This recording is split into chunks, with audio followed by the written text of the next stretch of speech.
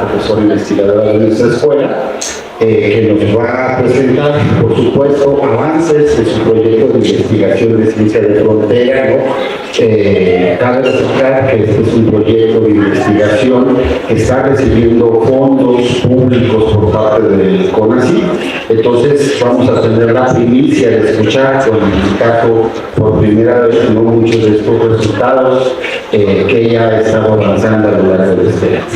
Como parte del programa, nosotros, por supuesto, vamos a escuchar a la doctora Miriam Piedras, pero como primer punto tenemos la participación de nuestro director, el maestro Manuel Francisco Ortega Hernández, que nos va a dirigir unas palabras antes del evento.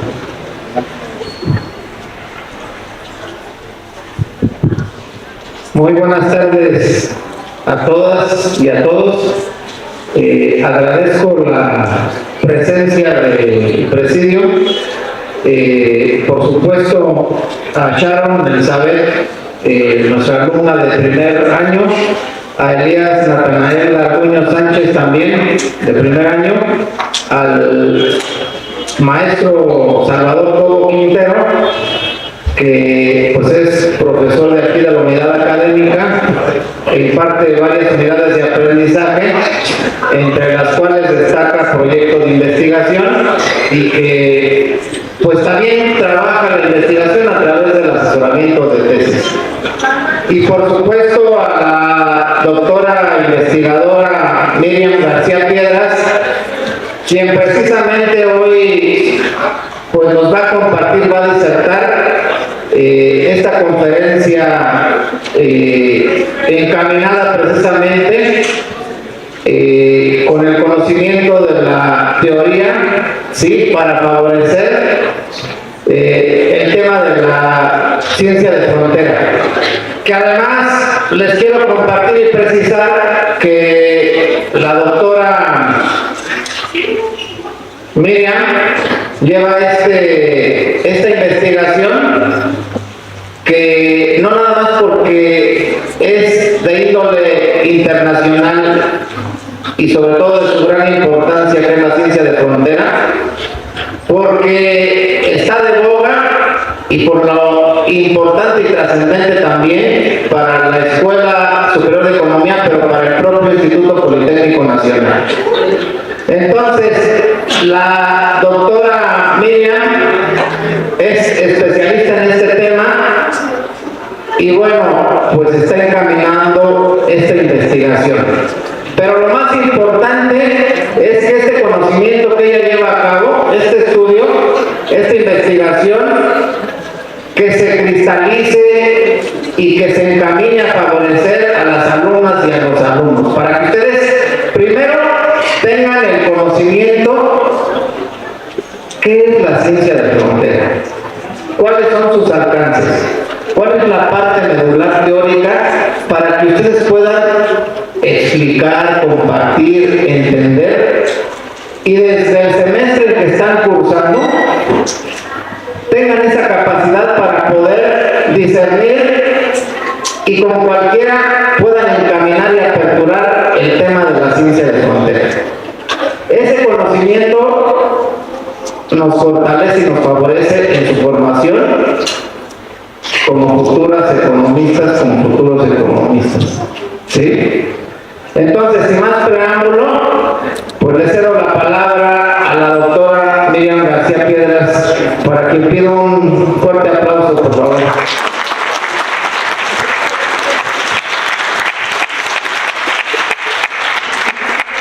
Bien, antes de cederle la palabra a la doctora García Piedras, quiero leer una breve semblanza curricular de la doctora. Agradezco que nos haya enviado un resumen sintético de mucho de lo que ella ha hecho. La doctora Miriam García Piedras es doctora en filosofía por la UNAM, es maestra en filosofía por la misma universidad y también es licenciada en filosofía por la Universidad La Salle. Tiene estudios de postdoctorado en filosofía por la Universidad Iberoamericana y pertenece al Sistema Nacional de Investigadores Nivel 1.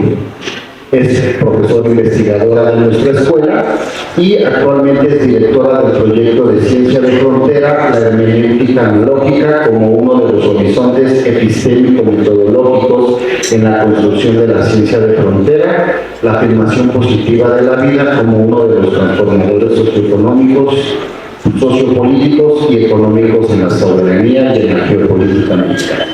Además, por supuesto, es autora de libros, de artículos publicados en revistas indexadas, ¿no?, de amplia difusión, y por supuesto, ¿no?, es profesora de nuestra escuela. Bienvenida, doctora, muchas gracias.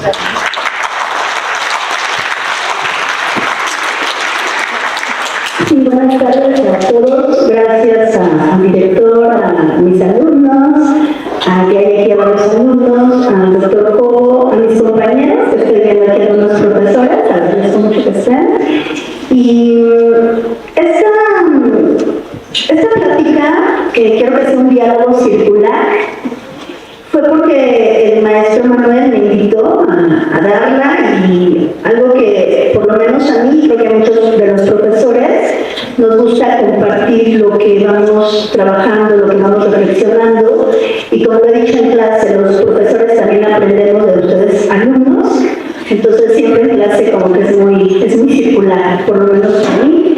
Y precisamente como decía el maestro Manuel, el director de la escuela, esta plática o este diálogo de conocimiento es producto de muchos años de trabajo que he empezado a reflexionar sobre la ciencia de frontera o otras formas de pensar conocimiento, y que el año pasado tuve la fortuna de ser reconocida por un proyecto a nivel nacional de CONACYT, que es lo que estoy ahorita trabajando, y agradezco mucho también a la Escuela Superior de Economía, porque gracias a las materias que yo imparto es lo que también, vinculado a mi parte filosófica, o yo me considero un estudiante de filosofía, es lo que me ha permitido ir construyendo y reflexionando con respecto a lo que voy a compartir ahorita con ustedes.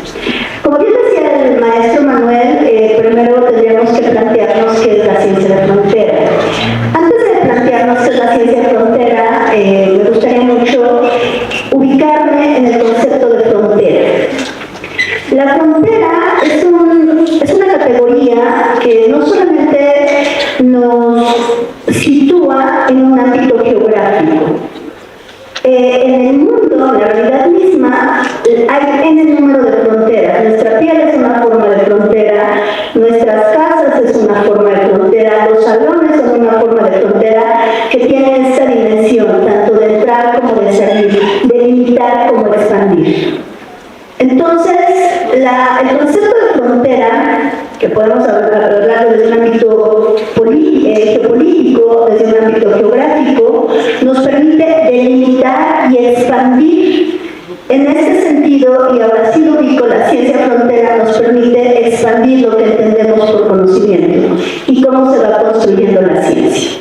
La ciencia de frontera, entonces, nos permite, nos invita a reflexionar que hay nuevas formas de empezar a pensar la realidad. Y una de las cuestiones más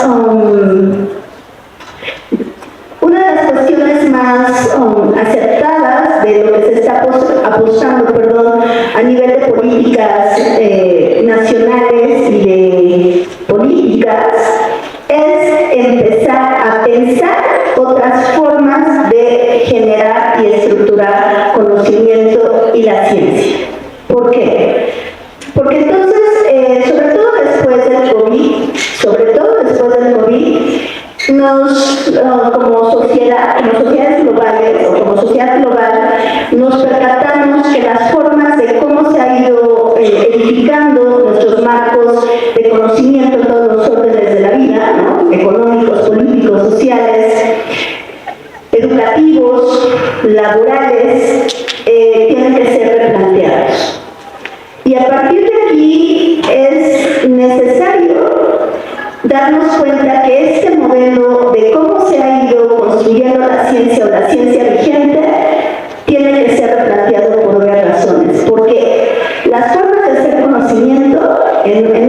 sentido amplio ya están sobrepasadas. Lo voy explicando paulatinamente.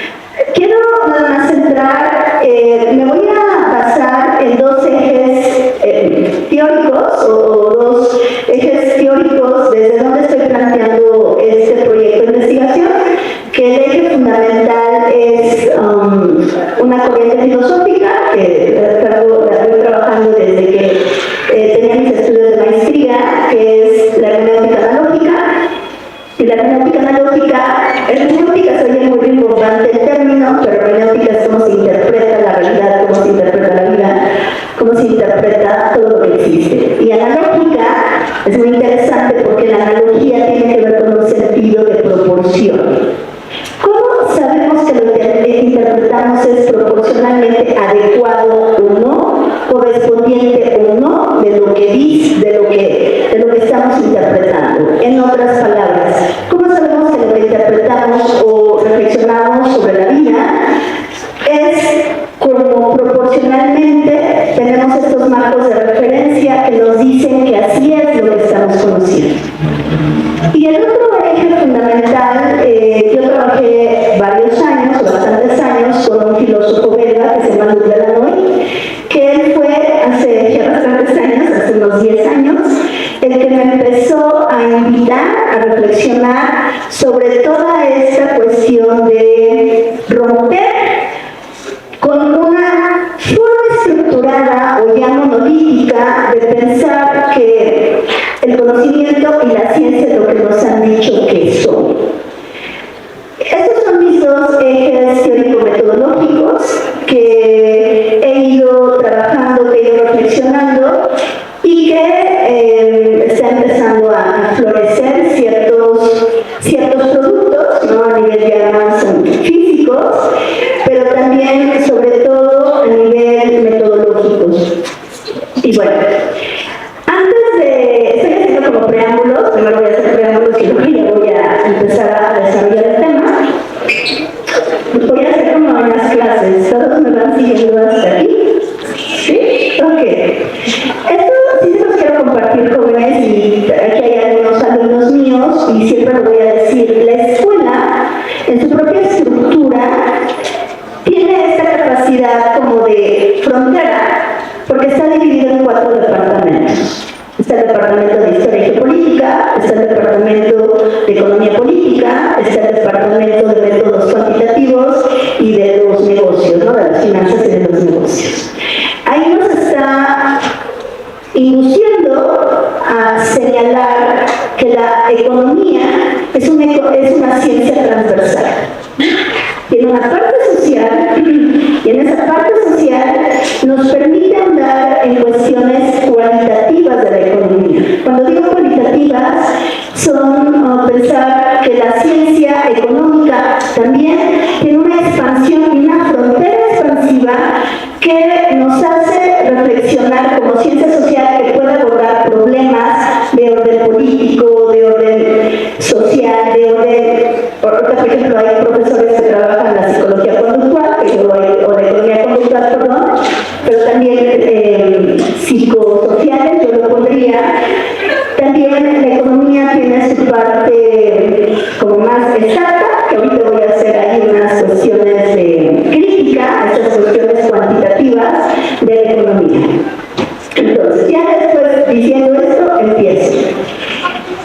Algo que yo me he preguntado como estudiante de filosofía, me he preguntado para qué, o sea, ¿cuál es el propósito de hacer conocimiento? Esa es una pregunta que he ido reflexionando en gran parte de mi hacer filosófico y me he puesto a plantear que este es el tema o uno de los ejes o de las preguntas de investigación que me ha llevado a desarrollar lo que estoy desarrollando, que desde mi lectura la economía o el conocimiento tiene que ser una economía para perpetuar la vida, no para reproducir meramente el capital.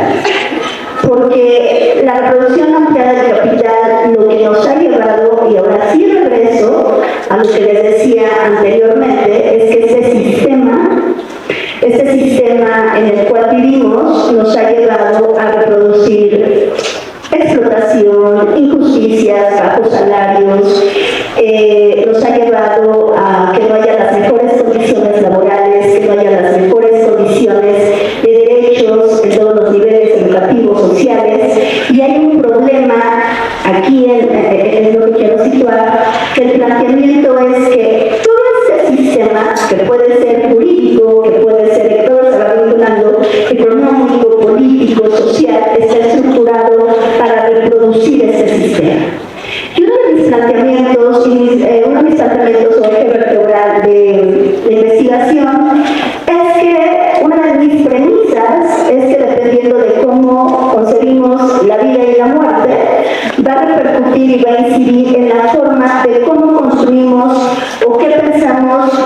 y se estructura la política, lo económico, lo social, lo ideológico, etc. Les voy a poner ejemplos muy claros. En sociedades tradicionales, la vida y la muerte son tan emblemáticas que construyen templos, que construyen edificaciones para la muerte, ¿no? Que construyen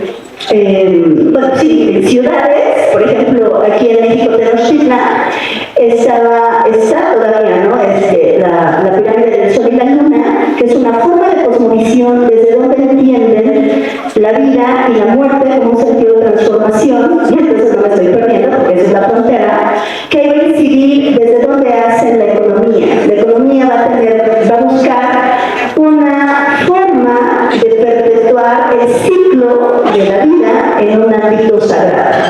Y a partir de ahí se va generando otras estructuras políticas, ¿no? Hay una política donde se busca que el poder tenga que generar, introyectar ciertas formas de pensamiento, de valores, donde la vida se considera sagrada.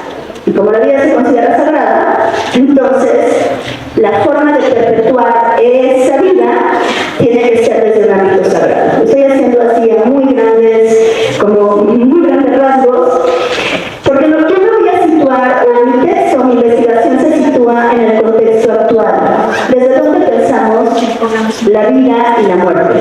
Y este sistema no simboliza la vida y la muerte. Se ha pasado la valorización de la vida, que estaba hablando en clase cuando nos hablamos sobre la valorización del valor, y les decía que en nuestra sociedad el valor ha quedado reducido a un valor meramente económico. Entonces, el valor, que es el sí en sí mismo, una parte cualitativa del valor, ha pasado a un valor cuantitativo. Y ese valor cuantitativo se va desarrollando en ámbitos históricos a partir de que nuestras formas de... nuestras formas de cómo se estructura lo político, lo económico, lo social, son formas de pensamiento eurocéntrico occidental. En otras palabras. Y aquí por eso ustedes llevan historia. Sus materias de historia, que voy a decir una cosa muy fuerte para la diseño curricular y el de estudios. Si se dan cuenta, cuando a lo largo también en la secundaria y en la prepa que nos daban historia, por lo menos a mí, nos decía, historia universal, básicamente la historia universal era la historia europea. ¿No? Entonces, eso también tiene formas de dominación. Ustedes que llevan historia, y si ustedes ven sus planes de estudio, son planes de estudio que reproducen un sistema económico determinado. Y entonces regreso al punto. Cuando podemos entender que los procesos de colonización y conquista no solamente nos conquistan para extraer los metales, los metales, las piedras preciosas, etcétera, sino la peor forma de colonización para mí es una forma de que nos colonizan desde un ámbito de conocimiento. Entonces nos van imponiendo una forma, en el número de formas, y regreso, perdón que sea tan reiterativa, de cómo se tiene que reproducir y cómo se tiene que estructurar, regreso a la economía, lo social, el arte. El arte es un indicador de cómo hemos sido colonizados, nuestra forma de vestir, nuestra forma de hablar, la religión, etc. Y voy planteando esto porque a partir de aquí el mundo se empieza a legitimar y justificar, y regreso al inicio de lo que les decía. ¿Todos me van siguiendo hasta aquí, jovencitos? ¿Sí? ¿Seguro? Gracias. Entonces, esta forma de justificar y legitimar esta concepción de mundo es una concepción que no es propia de nuestras raíces. La raíz es lo que nos enraiza a tener un centro, ¿no?, de cómo comprendemos el mundo. Nos fueron desenraizando nuestras formas de concebir el mundo, de concebir la vida, de concebir la muerte, y esto se va desplazando con lo que se llama la ciencia moderna. La ciencia moderna trabaja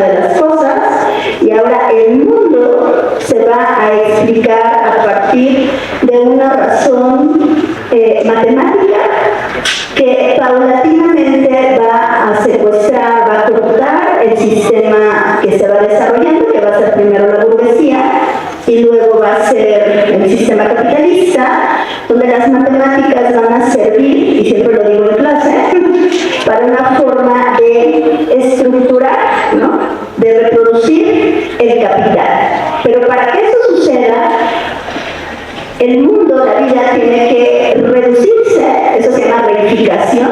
La reificación es cómo el sujeto representa el mundo, o representa no sé, el árbol, o representa el oro, o representa todo lo que hay en un ámbito cuantitativo, que ese ámbito cuantitativo, y por eso ustedes llevan teoría del valor, la valorización del valor se da desde una cuantificación que van a ser las matemáticas, que pueden buscar algo cuasi exacto de cómo se va a valorizar numéricamente lo que se está representando. Lo cualitativo desaparece. La representación cualitativa, eso pertenece a cosas que no pueden ser representadas por la razón. Y es cuando tiene su mayor punto de justificación epistemológica, va a ser el método positivo. El método positivo, y entonces a partir de aquí, el método positivo lo podemos entender así. Voy a hacer como una especie imaginativa, una metáfora imaginativa, donde la realidad es un gran círculo, ¿no? Entonces el gran círculo es un gran pastel, perdón. Y ese pastel tiene diferentes rebanadas. Cada rebanada está representando parte de la realidad. Y esa parte de la realidad se va representando con las diferentes disciplinas. Entonces, esto siempre lo explico en clase y con los alumnos ya estarán aquí, como ya lo sabemos, pero no se los vuelvo a decir. Esto les va a quedar muy claro, por ejemplo, en CEU. Ustedes se dan cuenta que CEU, la arquitectura de CEU, todas las disciplinas o todas las facultades están separadas y paradójicamente, que entra la frontera, paradójicamente confluyen en el mismo lugar. Entonces puede estar, no sé, matemáticas en un lado, filosofía en otra, derecho en otra, ciencias políticas en otra, porque están diciendo, o aquí por ejemplo en el instituto, biológicas está para acá, o sea, está para allá, psicología está enfrente, economía está acá, que lo que les estoy diciendo en otras palabras es que la realidad a nivel de ciencia se explica desde la fragmentación, no desde la complejidad. Y entonces eso conlleva a que, y este es uno de los problemas de lo que le llaman la monodisciplina, o sea que la realidad solamente se explica a partir, o esta realidad compleja, como este pastel, que está en trocitos, o en rebanadas, solamente cada ciencia toma su objeto de estudio desde su rebanada, no desde la complejidad del pastel. ¿No? Entonces es una metáfora, si quieren, muy básica, pero creo que eso lleva a tratar de problematizar lo que estoy diciendo. Entonces, ¿qué pasa cuando solamente una ciencia toma un objeto de estudio propio y deja de lado la explicación que va a tener impacto, ¿no?, lo que está estudiando esa ciencia con respecto a las demás? Entonces, por ejemplo, los biólogos solamente estudian ciertas formas de vida que no se dan cuenta, y eso es un problema en todas las áreas del conocimiento, como lo que es este objeto de estudio, que piensan que, por ejemplo, un biólogo piensa que la biología no va a tener impacto en la economía. Un ejemplo, ¿no? Un economista piensa que no hay impacto en el ámbito de la biología.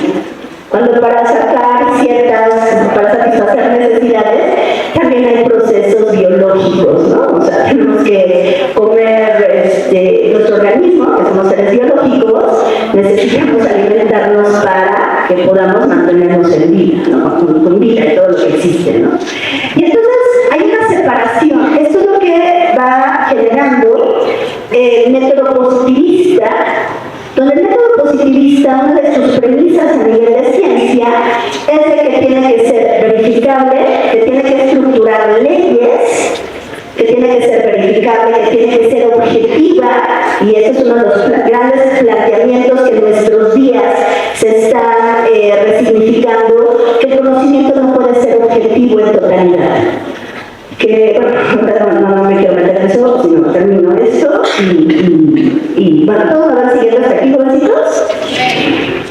Entonces, cuando pensamos que el mundo es objetivo, nos estamos excluyendo del mundo. Porque entonces queremos que la realidad sea, no hay una objetividad de totalidad, porque cuando pensamos que hay una objetividad, quien estructura esas formas de modelos ya es un sujeto, ¿no? Pero bueno, voy para allá, pero regreso a esta cuestión de que se va fragmentando la realidad. Y la ciencia de frontera, precisamente, uno de mis planteamientos dentro de mi proyecto de investigación es buscar resarcir es volver a unir esta realidad que no puede ser explicada solamente en un ámbito disciplinar, sino que las disciplinas o las diferentes ciencias requieren volver a conjuntarse porque la realidad en sí misma es compleja. Y entonces regreso al inicio que les decía. Con el COVID-19 nos dimos cuenta que no se podía acabar o no podía haber alternativas viables de una cuestión médica solamente tratando de solucionar con lo médico. El COVID también se me hace como anillo al dedo para entender la complejidad. Tuvo que trabajarse, teorizar sobre lo social, sobre la educación, sobre las cuestiones psicoafectivas, ¿no?, de las personas, sobre toda la complejidad que conlleva, y regreso a la vida, y la vida, entender que nosotros somos sujetos vivos dentro de un entorno vivo. Y entonces, dentro de mi proyecto de investigación, uno de los planteamientos fundamentales es de que apuesto en resarcir es volver a unir esta complejidad del mundo para tratar de entender y proponer soluciones integrales a los problemas que solamente se quieren abordar desde un ámbito de conocimiento. Entonces, voy a poner un ejemplo. ¿No? Ustedes como estudiantes de economía o los economistas, y esto siempre también lo digo, buscan decir, lo que me importa es reproducir capital, pero en muchas ocasiones dejan de lado el impacto que tiene eso para reproducir el capital. No ven el impacto humano, el impacto medioambiental, el impacto psicológico, el impacto en todas las áreas de la vida. Y este es uno de los planteamientos donde uno de los ejes centrales también dentro de mi proyecto es que nosotros, cada uno de nosotros, somos sujetos actuantes. Eso tiene que ver, y regreso al concepto de objetividad, que a lo que voy a explicar es como lo más complejo de lo que he ido explicando. Bueno, no sé si lo que he explicado es complejo, pero lo que voy a decir es esto. Cuando nosotros ya nacemos con un mundo estructurado.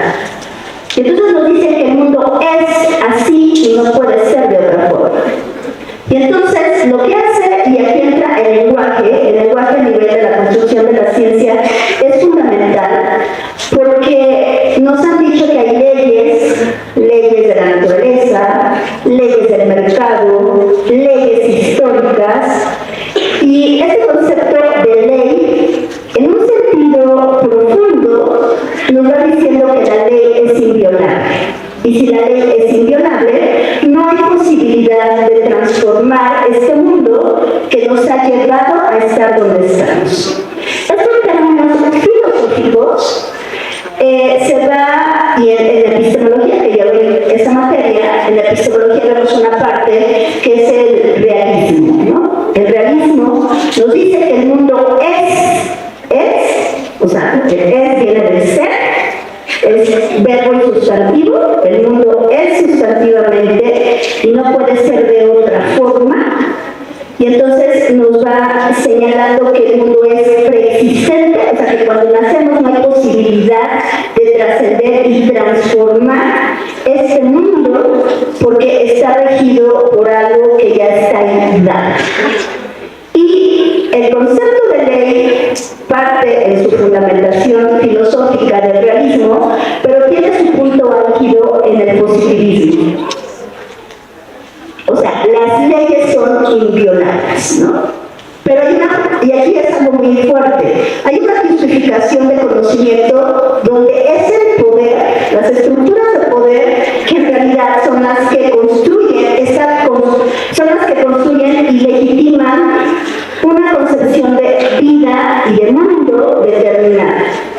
¿Cuáles van a ser las implicaciones? Si pensamos que hay unas leyes económicas y que así está determinada la economía, no hay posibilidad de trascender para generar sociedades más equitativas, más solidarias, más con un ejercicio de los derechos humanos, ¿no?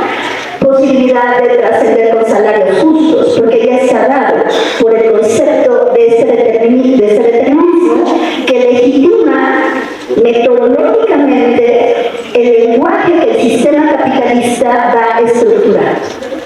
Y ese lenguaje que el sistema capitalista va estructurando, vuelvo y regreso a los planteamientos del inicio, es en esta cuantificación tanto de la vida. Bueno, yo les pondría, si se cuantifica la vida, automáticamente se anula el concepto de muerte, ¿no? No tomen la muerte como una forma negativa, sino la muerte como una forma de transformación. Y ya para ir cerrando, este concepto de transformación, cuando regreso a mis planteamientos, o uno de los teóricos con los que yo trabajé, es el filósofo belga que les decía, que se llama Luc Delanoy, que él me empezó a introducir en plantear que la realidad tiene diferentes niveles, me empezó a introducir a la mecánica cuántica, y cuando empiezo a pensar estas cosas que ya son bastante fascinantes, bueno, muy fascinantes para mí. A ver, ¿todos me van siguiendo hasta aquí, jovencitos? ¿Ya los perdí? ¿No? ¿Seguro? ¿Sí? ¿No? ¿Sí? ¿Sí o no? ¿Sí? ¿Sí los perdí? Ah, ok, ya, gracias. A ver si me explico. Si pensamos que la realidad es preexistente, no hay posibilidad de transformar la realidad. Entonces, lo que yo empecé a aprender y a teorizar y a reflexionar y a estudiar es que la forma de transformar, este es el punto y el eje nodal de uno de los planteamientos del proyecto de investigación, es que la realidad se puede transformar en la medida que empezamos a conceptualizar el mundo desde otro lenguaje y desde otra concepción del mundo. Y entonces encuentro en un autor que se llama Delanoy, que fue mi maestro, que me empezó a inducir en esto y que me pongo a leer otro tipo de cuestiones, donde se plantea esta cuestión de...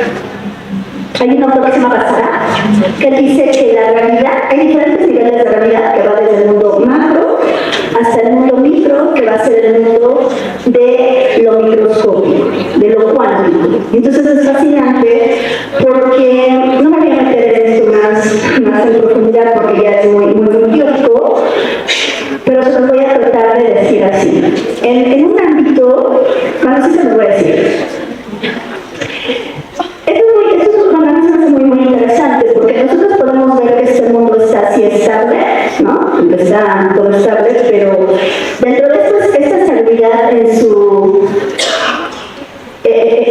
conformación, esta preexistencia no es preexistente porque todo está fluyendo. Cuando todo está fluyendo, eso permite que haya algo que se llama la teoría del observador. Y entonces, la teoría del observador, en términos de mecánica cuántica, va planteando que rompe con esta idea que el mundo tiene que ser objetivo y que el sujeto se tiene que salir fuera del mundo. Hay una correlación entre la conciencia de cómo yo intencionalizo o tengo una intencionalidad para poder transformar la realidad o el mundo o la vida cuando yo soy consciente de la situación, de mi existencia económica, social, política, existencial. Y cuando tengo ese nivel de conciencia, me transformo a mí misma y transformo la realidad. Y entonces rompe con esta idea del sujeto pasivo que le tienen que dar datos, que tiene que representar, y solamente esa forma de representación que nos han dicho que así es y no puede ser de otra forma, empieza a desestructurarse. Y entonces eso cambia radicalmente mi situación vital. Y esto es uno de los ejes fundamentales, por eso yo apuesto que el conocimiento debe de buscar perpetuar la vida. Y buscar perpetuar la vida no considera la vida en un ámbito meramente individual. Para que yo exista, tengo que tomar agua, tengo que nutrirme con espinacas, con chocolate, tengo que, una forma de nutrirme también es dar clases, ¿no? Yo soy en relación a todo lo que existe. Cuando yo me transformo mi entorno. Y entonces rompo con estas ideas lineales de que las leyes de la vida, las leyes de la naturaleza, las leyes del mercado ya están determinadas, sino hay posibilidad de transformar. Y entonces, ahora sí ya voy cerrando, considero que esto es uno de los planteamientos que, en la medida que seamos sujetos más conscientes, porque siempre decimos vamos a generar otras formas, otras teorías económicas, políticas, bla, bla, bla, está perfecto, pero antes de que se pueda dar esas transformaciones tenemos que empezar a generar otras formas de conocimiento, donde nosotros seamos sujetos activos. Si nosotros somos sujetos activos, hay la posibilidad de transformar mi realidad. Si no me quedo dentro de esa realidad, ¿no? Entonces eso cambia radicalmente, sobre todo en sociedades que cada vez más nos secuestran toda la complejidad humana, sobre todo ahorita que viene toda la revolución de la inteligencia artificial, que paulatinamente nos está secuestrando nuestra mente, nuestros hábitos, nuestra inteligencia, nuestra creatividad, nuestra imaginación. Entonces, en la medida que dejamos, porque eso también tiene implicaciones políticas, económicas y sobre todo de un control, de un biocontrol, así se llama, el biocontrol, que va a tener impacto en formas de, perdón lo voy a decir, de domesticación cada vez más fuertes, ¿no? Entonces, si nos secuestran la vida misma, nuestra vida, en lugar de ser humanos, vamos a quedar a ser reductos, ¿no? Y ya con esto, ahora sí cierro, que me he puesto a pensar mucho esto últimamente, que bueno, yo estoy muy en contra, habrá personas que no, yo sí, con respecto a las nuevas tecnologías, ¿no? Con toda esa robotización del trabajo. Les voy a poner este ejemplo para que vean la dimensión, ¿no? Con esa robotización del trabajo, cuando una de las condiciones, y lo he dicho últimamente en clase porque lo he estado pensando, ¿no?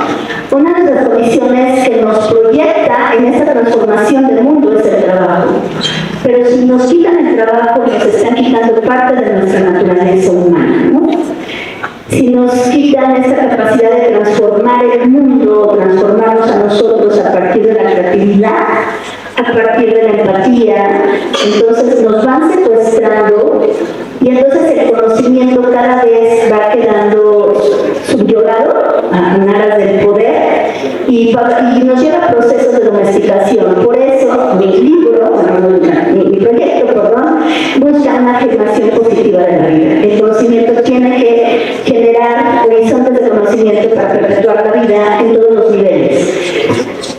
No solamente en una cuestión meramente reduccionista, que la vida no se reduce a una cuestión biológica. O sea, la vida hacer economía es una forma de perpetuar la vida, ¿no? Hacer política es una forma de perpetuar la vida a partir de la solidaridad, de la repartición de la riqueza de forma proporcional, de generar condiciones dignas de trabajo. Porque eso es lo que nos afirma como humanos y nos afirma de perpetuar aquí en la Tierra, ¿no? Bueno, estas son algunas de las anotaciones que traté de explicar forma, no sé si más clara, pero que espero les haya sembrado algo, ¿no? Gracias.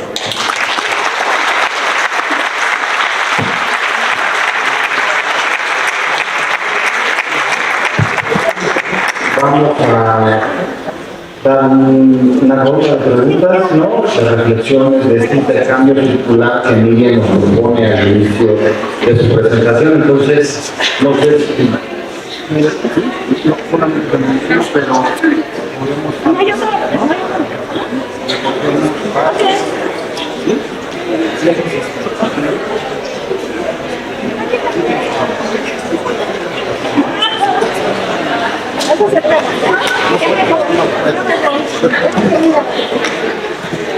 ¿Qué tal? Buenas tardes, doctora. De antemano, pues me gustaría dar un agradecimiento por esta ponencia como estudiante.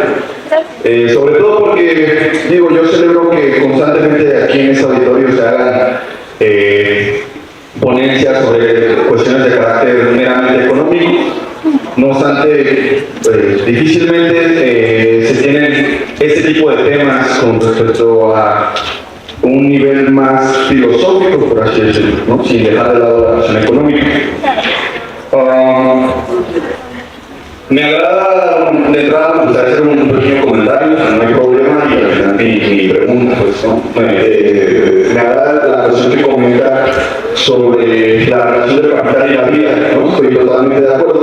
Yo tal vez incluso haría una analogía sobre una cuestión presente en el mundo actualmente, ¿no? Porque tal vez si se ve exclusivamente desde el aspecto abstracto teórico, tal vez hay dificultades para comprenderlo, ¿no? Hablaba como de la acción de que el capital atenta contra la vida. Yo estoy totalmente de acuerdo, ¿no? En esa lógica del capital de buscar reproducirse y ampliarse atenta contra la vida. Pero un ejemplo concreto que estamos viendo aquí en el mundo, diría yo, es la guerra en Palestina, que muchos dirán, bueno, es que es la cuestión religiosa ok, pero en el fondo de eso hay una búsqueda de una competencia de mercado, de crear capitales, etcétera, ¿no? O sea, como para poner un ejemplo de que pues no es nada más realmente abstracto y ya, ¿no? Ahora que están realizando estudios, yo noto ciertas opiniones, he escuchado opiniones, compañeros, por ejemplo, ¿no? Estudiantes que dicen, bueno, es que no sé por qué a mí me dan epistemología de las ciencias sociales, ¿no? No sé por qué a mí me dan, o la carrera de la materia de metodología de investigación es una materia nada más de puro trámite, ¿no? Pero llegan a buscar hacer la tesis y ahí se andan rascando la tesis. Entonces, la pregunta es, ¿usted qué tanto veo o cuáles, bueno, seguramente la respuesta va a ser sí, más bien, ¿qué tipo de adecuaciones creen que se debe hacer al plan de estudios, ¿no? En particular con la cuestión de las materias que tienen que ver con la filosofía, ¿no? Porque, creo que ese es un problema muy presente actualmente, ¿no? En el plan de estudios, o al menos en cómo se imparte actualmente, ¿no? Porque parece ser que esas materias están nada más de puro relleno, ¿no? Entonces, ¿usted qué cambios cree que se tienen que hacer en el plan de estudios? En particular con las materias que tienen que ver con la filosofía y cuál es su relación con la economía, para mí es clara, ¿no? Creo que se debe dejar más clara en la coordinación de ¿no? ¿Alguien más?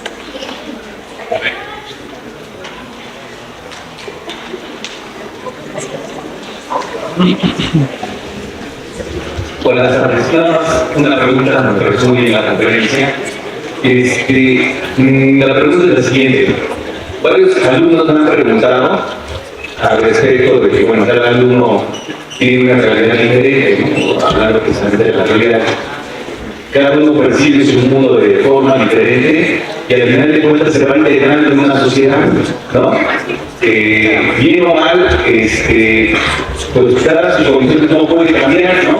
Precisamente porque, no sé si no, porque no tengan los alcances, porque no tengan los recursos, o aspectos, ¿no? Entonces, aquí la pregunta sería, ¿cómo darles a entender a los alumnos que su propia realidad no están imbuidos dentro de un propio sistema, ¿no? Sino, porque al final de cuentas sí se van a integrar en la parte del sistema, ¿no?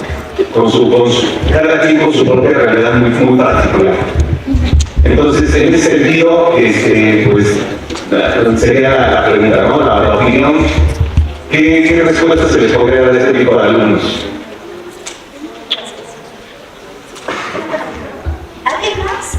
¿Alguna otra pregunta?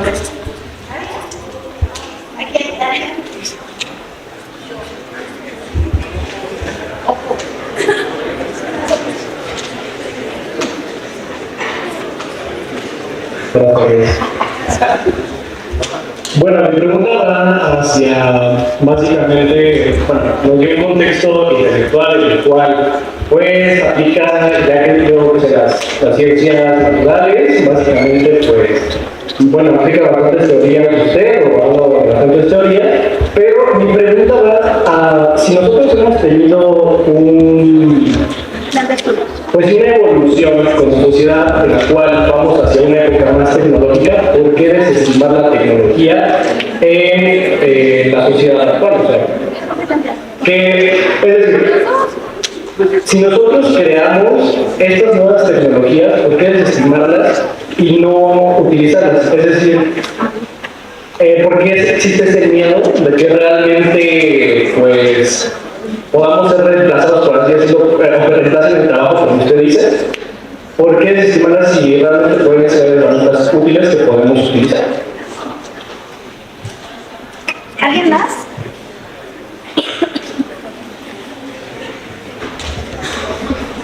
Mi pregunta es la siguiente. En primer semestre nos impartió usted misma la materia de epistemología y nos mencionó algo muy importante con respecto a que nosotros pensamos que lo que pensamos es meramente original de nosotros mismos, pero verdaderamente es que es completamente lo contrario. Al inicio de la reunión mencionaba que hemos sido colonizados de una forma tan significativa como lo es el pensamiento. En base a esto, ¿cuál sería el propósito o la importancia de generar conocimiento independientemente de la idea de que hemos sido colonizados por el pensamiento o la redundancia?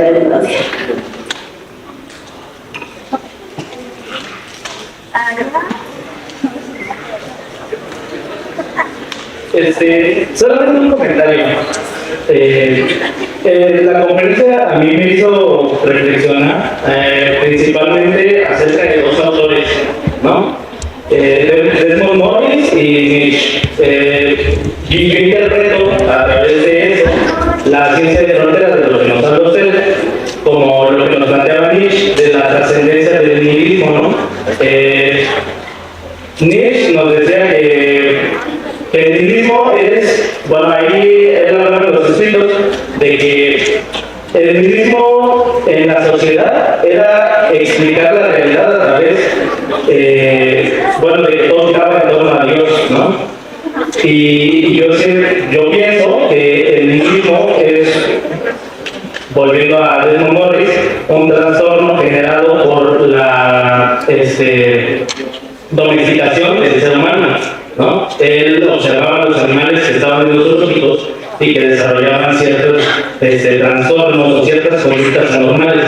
Y yo creo que el hecho de que en la sociedad haya todo el tiempo un nihilismo social y científico es una forma en la que se manifiesta el trastorno de la que nos hablaban estos dos autores, ¿no? ¿Con alguien más? ¿Qué?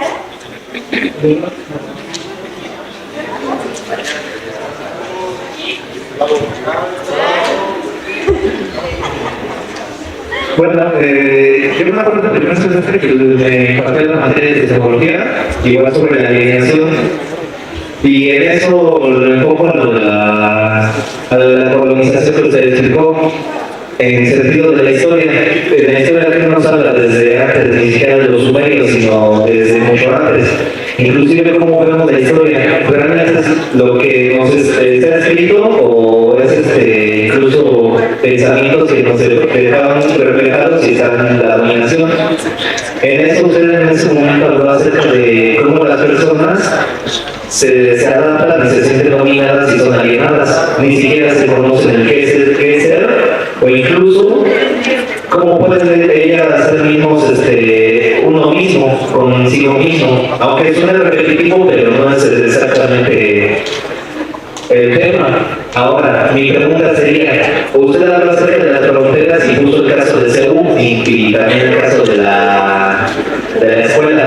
Inclusive yo hago mención a lo de la primera pregunta de la reestructuración. Yo en mi caso, y no sé, ahí también hay opiniones acerca de que en la escuela hay muchas materias teóricas. Entonces esas materias teóricas en el momento de aplicarlas, pues como que la teoría se queda, pero incluso puede ser refutada porque no es una ley que ampare. Ahí la pregunta sería, con estas fronteras y con lo que decimos de esta historia de dominación europea que usted mencionó y después se traspasó aquí al continente americano, ¿cómo sería ahora ese pensamiento para el conocimiento y cuál sería el razonamiento abstracto? ¿Y cuál sería el punto objetivo de esa pregunta de investigación que usted misma está investigando? Vaya la redundancia.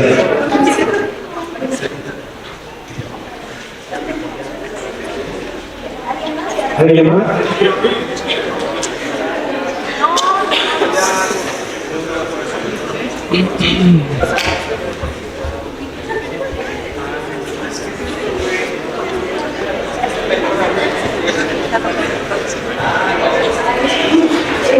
Bueno, mi pregunta, bueno, es que sí, me la plática, pero mi pregunta fue cómo el ámbito cuantitativo se da en las matemáticas y después desaparece, me parece que es cuantitativo y que no se puede medir. Esa es mi pregunta, porque no le entendí esa parte, no sé.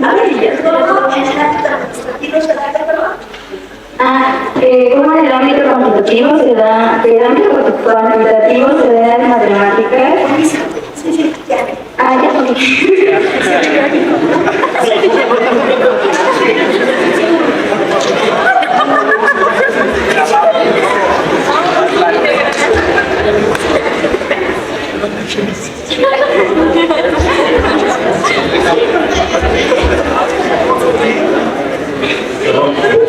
Yo me quería defender, pero creo que provocaste, Miguel. De verdad que haces unos planteamientos muy interesantes en torno, por ejemplo, a romper la linealidad, ¿no? Me quedas como un poco, digamos, yo te he escuchado en varias ocasiones de esta parte de salirse de la caja, ¿no?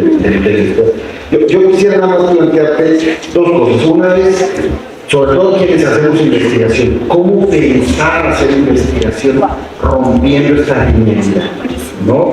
Y por otro lado, un poco me dejaste pensando en si estamos buscando, por lo menos la propuesta que lanzas de romper la linealidad, de pensar fuera, digamos, de este espacio de confort, de comunidad o de lo que nos han impuesto, ¿no? Yo pensaba, bueno, y ahora que se han incorporado las tecnologías y que hablamos de la inteligencia artificial, ¿no es eso romper la linealidad? Buena pregunta. Gracias por las preguntas, me lleva mucho, ¿no? A ver, voy a tratando de vincular todas las respuestas en lo que voy a decir ahorita, espero no me salga de alguna pregunta, ¿no? Empezaría con el planteamiento de César, del profesor César, que y me voy bifurcando, ¿no?, a toda esta cuestión. Cuando decías que solamente hay una realidad, o que cada quien vive su propia realidad, que tiene que ver también con el planteamiento del doctor Cobo, y con toda esa cuestión que hablaban de Morris, y esta alienación, y este nihilismo, etc. En otras palabras,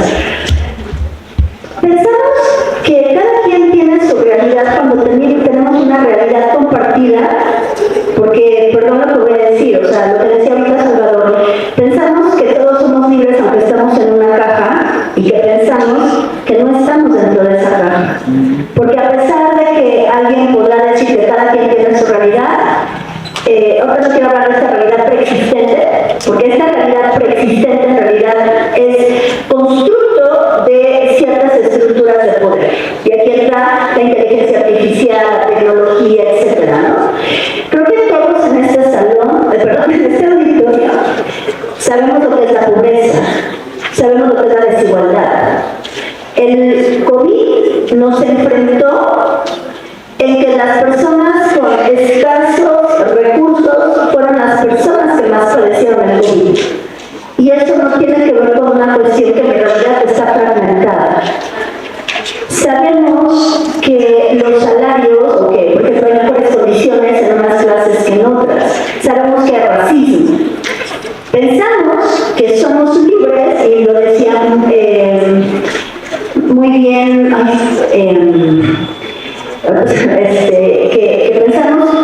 que pensamos por nosotros cuando nos han impuesto una forma de pensamiento, ¿no?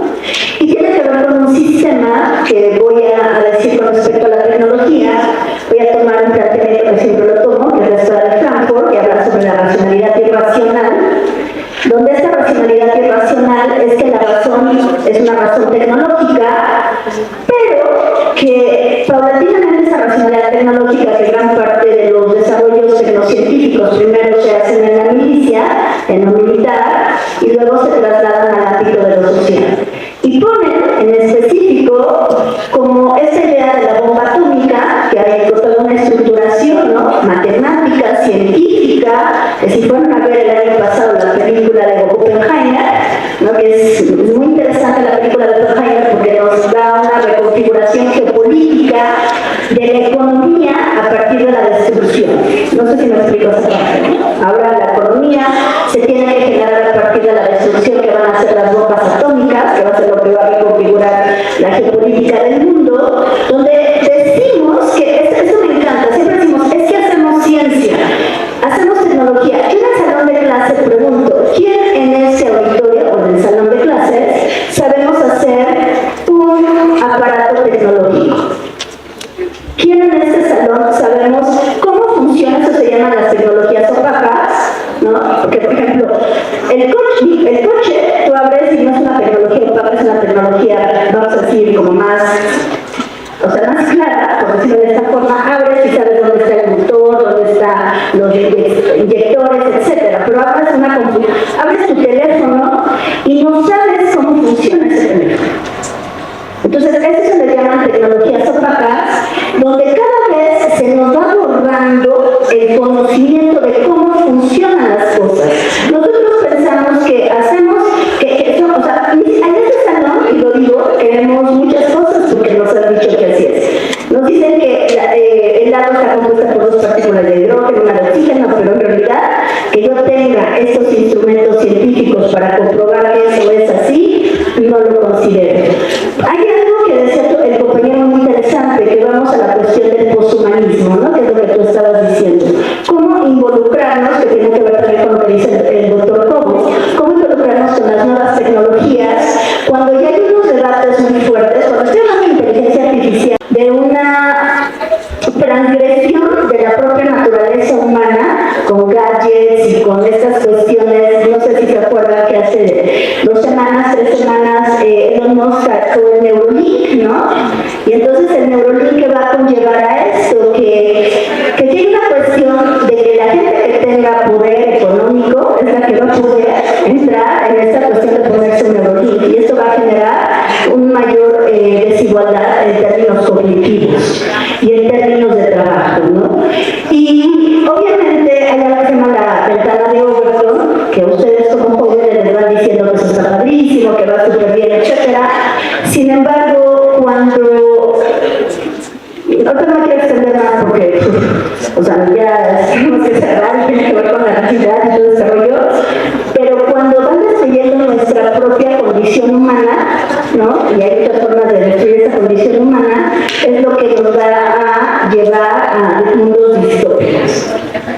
En otras palabras, porque creo que ya estamos cerrando, que me encantó lo del plan de estudios. O sea, esta cuestión del plan de estudios considero que es fundamental, que voy a decir una cosa y lo aplico para mí también.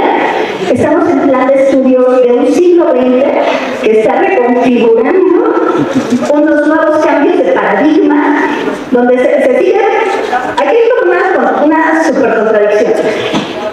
Perdón lo que voy a decir, perdón que esté el maestro Manuel, pero lo voy a decir así como lo pienso, ¿no? O sea, el plan de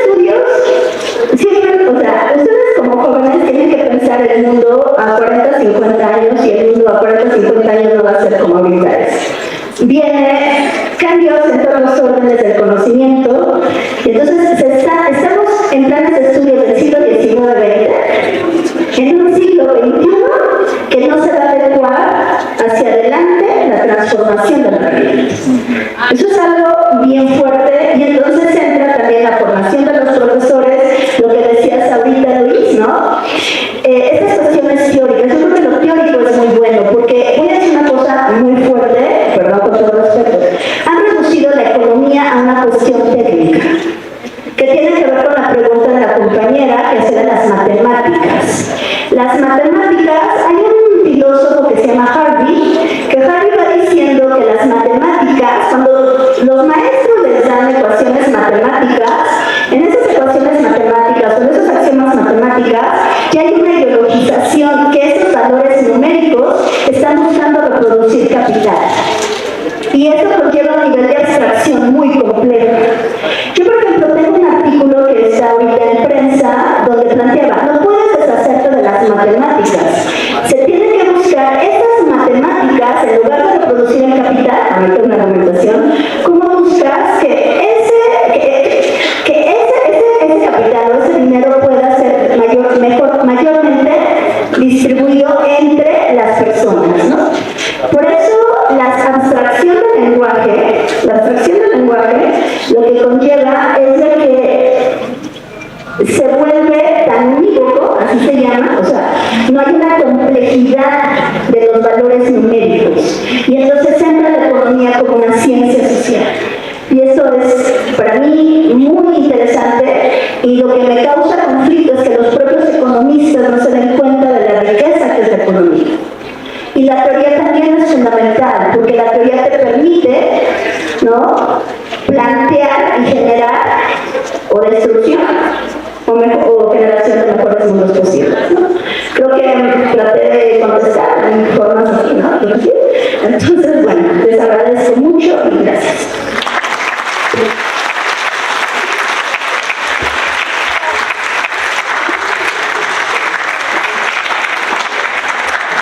Por último, tomo la palabra de nuestro Manuel para hacer entrega del reconocimiento a nuestra conferencista maestra.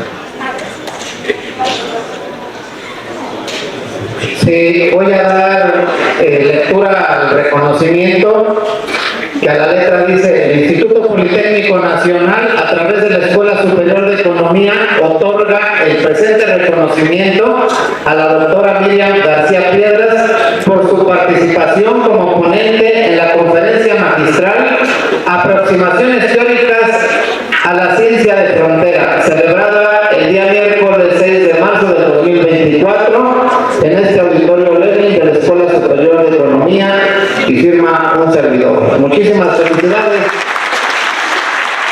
doctora.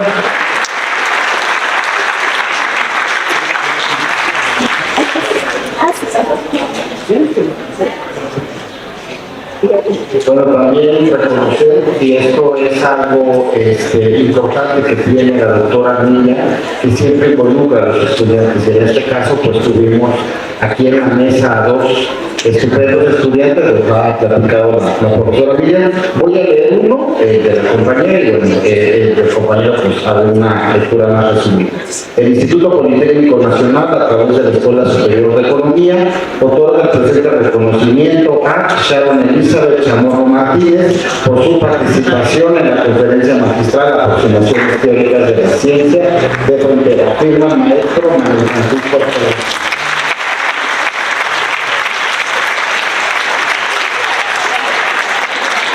Y ahora vamos a entregar el reconocimiento al compañero Elías Natael Garduño Sánchez, también por su participación en la conferencia magistral.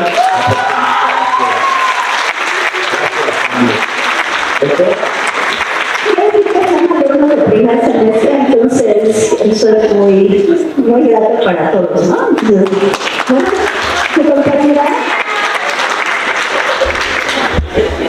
También el Instituto Politécnico Nacional dio el presente reconocimiento al maestro Manuel Francisco Ortega Hernández, el director de la Escuela Superior de Economía, por su participación en la conferencia magistral Aproximaciones teóricas a la ciencia de frontera, de la técnica al servicio de la paz.